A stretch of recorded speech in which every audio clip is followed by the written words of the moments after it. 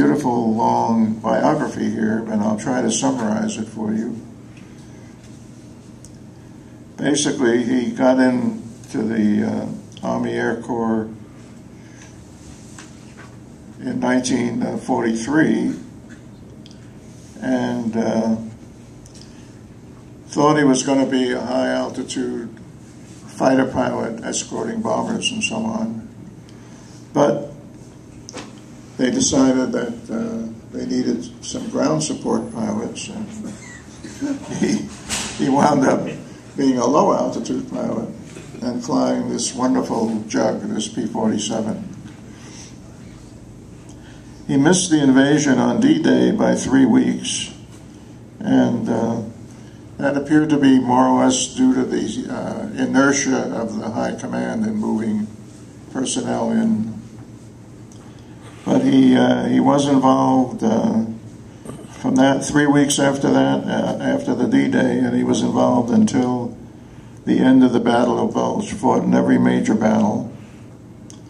He received 1 Silver Star, 3 Bronze Stars, Distinguished Flying Cross, which means he's a member of our Distinguished Flying Cross Society that has a monument out here, and 9 Air Medals, 2 Purple Hearts, and citations from both the Belgian and Luxembourg governments. And he flew in the mission that resulted in his squadron receiving the Presidential Unit Citation. He was shot down once during combat, destroying the airplane, and another time he crash landed at his home field, and brought back very often badly damaged airplanes from battle damage. There was one thing about the P-47, it could take a hell of a lot of damage, still bring them back alive. He ultimately became a flight leader and squadron test pilot. After the war, he joined the National Guard, he was starting law school, but in 1950,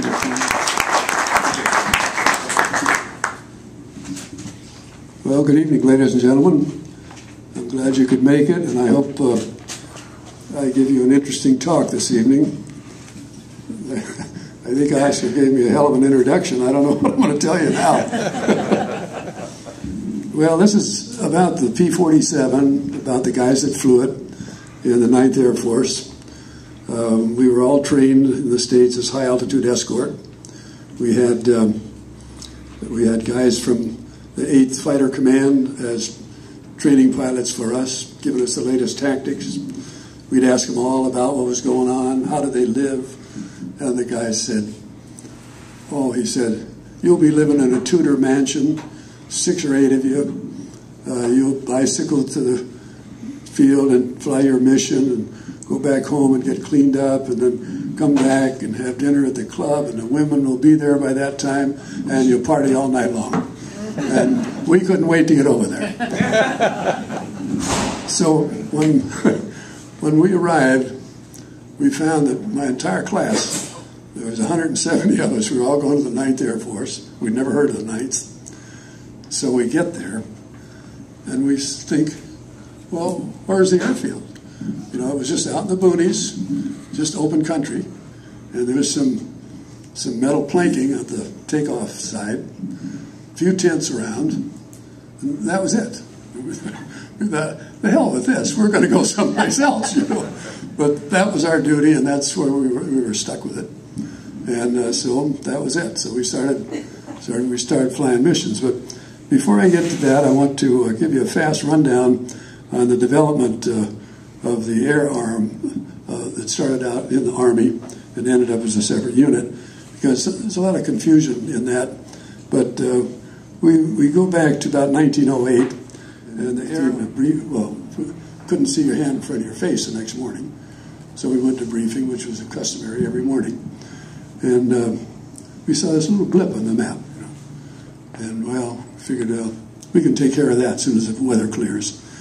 Well, next day it was bigger. The next day it was bigger. And it was getting pretty serious. And one of our groups that was closer to the front, they had to evacuate, get the hell out of there. And Christmas Eve, they told us that we were going to have to evacuate the field. And we said, no, we're not going to do that. We've got steam-heated barracks. We've got an officers' club. We've got a pilot's mess.